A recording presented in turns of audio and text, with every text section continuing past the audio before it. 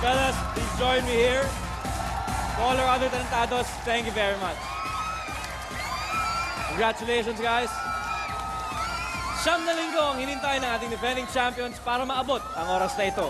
Ngayong patapos na ang kanilang lakbay, ano kaya ang nasa damdamin nila? Alamin natin mula kay Fatima and Francesca, ang The Believers.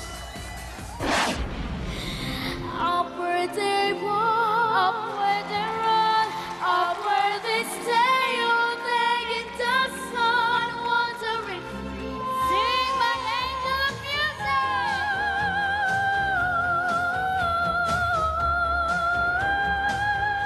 Who is that girl I see staring straight back at me? There is a castle on a cloud. I like to go there in my sleep. Touch me, it's so easy to leave me.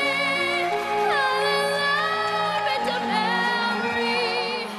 Simula nang nag-audition kami sa SM Tonasan hanggang sa makapasa at ngayong nasa ika-9 na beses na bilang defending champion. Napakarami nang nagbukas ng pinto para sa amin, naging malawak ang aming mundo, maraming natuwa at tumutulong. Dumami ang mga nakilala at mga naging kaibigan. Hindi namin makakalimutan ang linggo naming pagtapak sa entablado ng Talentadong Pinoy. Bawat performance namin ay pinagbubuhusan talaga namin ng puso at insight. Hanggang ngayon ay nakatatak pa rin sa amin ang sinabi ng mga judges. Tulad ng sinabi ni Ate Tuesday na napakagaling daw po namin kahit po sa edad naming ito, humanga po sila sa amin at napakaswerte po ng aming magulang. At ngayon, sa pagbabalik namin sa Skydome, may kaba dahil isa na lang Hall of Famer na kami. Pero nag-uumapaw sa saya at pag-asa.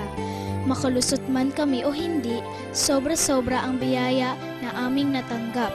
Habang buhay namin itong dadalhin sa napakalayo naming paglalakbay na aming tatahakin. Maraming salamat kay Lord sa pagbigay niya sa amin ng talento sa mga taong walang sawa at pagod na tumutulong para sa amin. At syempre, maraming salamat sa Talentadong Pinoy. Hanggang sa muli, Fatima and Jessica. Ito ang hamon ko sa inyo. Kantahin mo ang isa sa masterpieces ni Ryan Cayabyab mula sa musical ng Katie. Ito ay ang Minsan ang Minahal ay Ako. Hoping to stamp their name in our Hall of Fame, make some noise for our 9-time defending champions, our darling singing duo, The Believers. Taksi sila, Katie. Ang mahal lamang nila ang kanilang sarili. Pero papaano kanilang hindi mamahalin kung taos-puso mong ibinibigay yung sarili sa isang kanta? Dahil ang lahat binibigay mo sa tao. Wala kang tinitira para sa sarili mo. Pero hindi ba yun ang dahilan kung bakit tayo nandirito?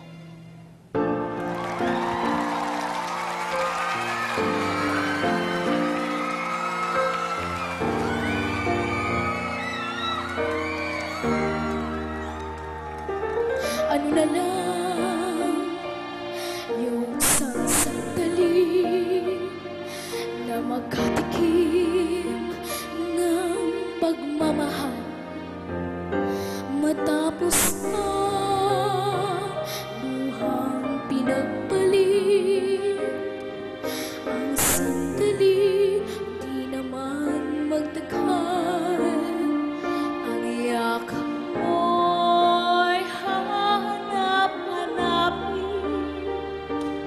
Akala ko ang mundo na ay akin, pero hindi pala ganyan. Kay bilis nakalimutan na minsan ang minahal ay ako.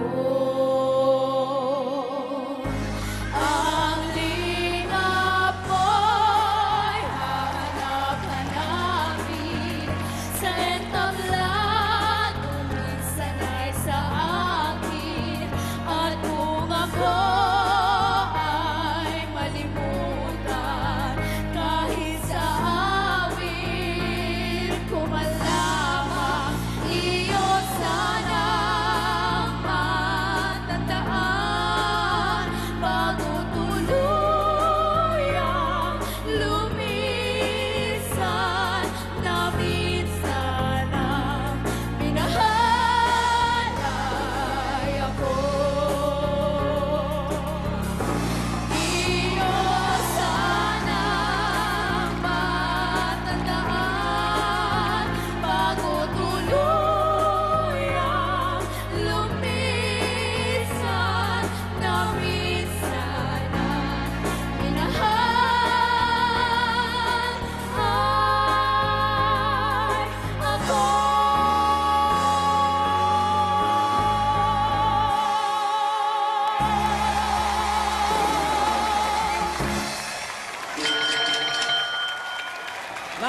comes on the stage of Talentadong Pinoy, The Believers.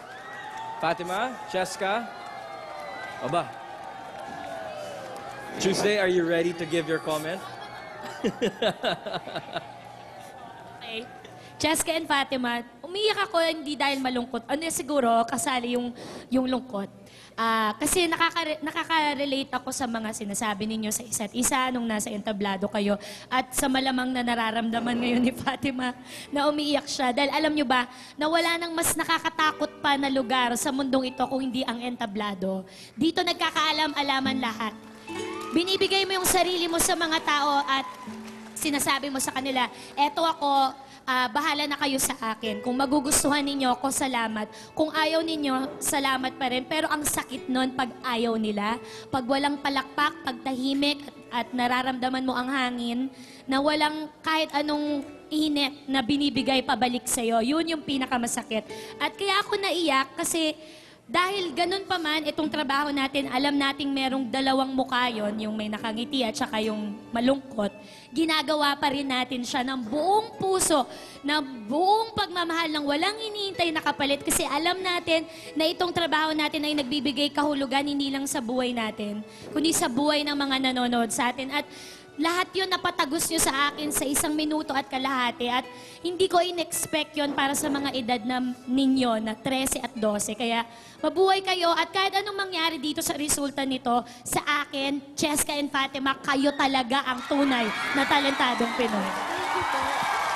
Thank you, Tuesday. Rufa? Well, it's very refreshing kasi ibang side ninyo ang nakita namin ngayong gabi. For 9 whole weeks, ang nakita namin yung Broadway, musical, iba-ibang costume. Pero ito was something very simple na straight from the heart na lahat talaga na antig ang damdamin. And being more so na kumanta kayo for the very first time in Tagalog. At nakita ko na hindi lang kayo magaling kumanta, pero magaling din kayo sa drama. Kasi nakikita ko yung emotions na lumalabas na galing sa puso nyo.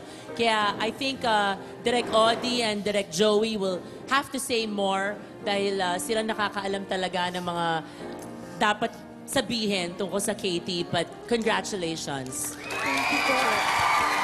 Direk Audie. I'll leave the comments about Katie to Direk Joy kasi siya ang sumulat niyan. But I just want to say, 10 weeks nyo kami pinakitaan ng mga kanta mula sa entablado. Most of them musicals. Ang tanong ko, nakapanood na ba kayo ng musical? Okay. Hindi pa. So, alam ko marami na kayong perang napanalunan dito at siguro